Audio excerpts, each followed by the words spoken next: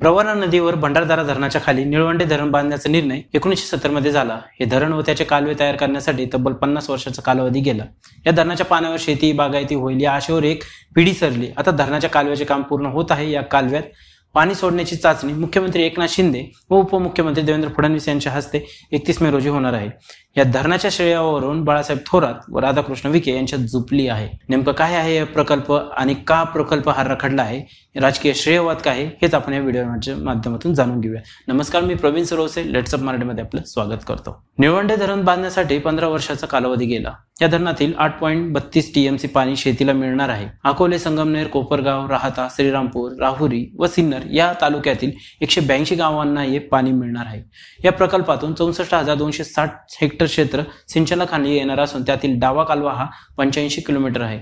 उजव्या कालव्याची लांबी 97 किलोमीटर असून डाव्या कालव्याचे बांधकाम हे पूर्ण झाले तर उजव्या कालव्याचे काम हे पूर्ण होणार आहे। या प्रकल्पासाठी सुमारे 2,500 कोटींचा निधी देखील लागला आहे। धरणाला 1970 मध्ये मंजुरी मिळाली होती, परंतु धरणाचे ठिकाण निश्चित होत नव्हते। 4 ठिकाणे देखील बदलण्यात आली, पण प्रत्यक्षात 1993-94 मध्ये निळवंडे धरणाच्या कामाला सुरुवात झाली।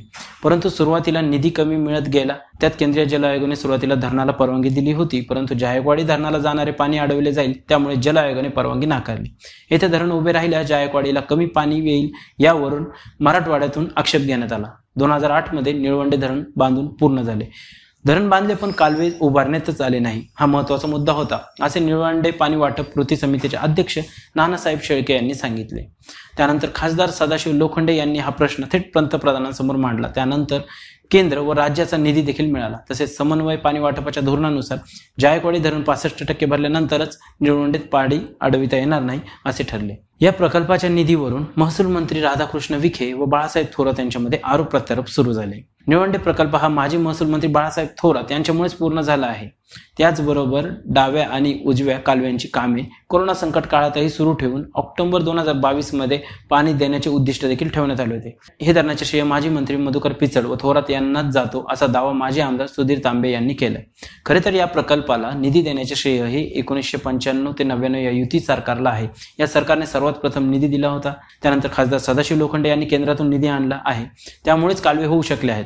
उलट बाळासाहेब थोरात यांच्या कार्यकर्त्यांनी कालवे होऊ नये असा आरोप भाजपचे स्थानिक नेते श्रीराम गणपुले यांनी केलाय। निधी कोणी आणला असा वाद सुरू आहे, त्यावर संगमनेरचे ज्येष्ठ पत्रकार राजा वराट म्हणाले, सर्वात पहिल्यांदा मनोहर जोशी हे मुख्यमंत्री असताना त्यांनी तब्बल 100 कोटींचा निधी मंजूर केला, पण त्यानंतर बाळासाहेब थोरात व मधुकर पिचड यांनीच धरण पूर्ण करण्यासाठी मंत्रिपदाचा वापर केला। डाव्या कालव्यातील चाचणी किती यशस्वी होते, त्यातून शेतकऱ्यांना प्रत्यक्षात किती पाणी मिळेल हे भविष्यात समोर येईलच, पण त्याचबरोबर निळवंडे प्रकल्पाची श्रेयवादाची लढाई ही भविष्यात देखील सुरू राहण्याची शक्यता आहे। आमचे असेच नवनवीन व्हिडिओ पाहण्यासाठी फॉलो करा लेट्स अप मराठीला, तसेच आमच्या YouTube चॅनलला सबस्क्राईब करायला विसरू नका। धन्यवाद।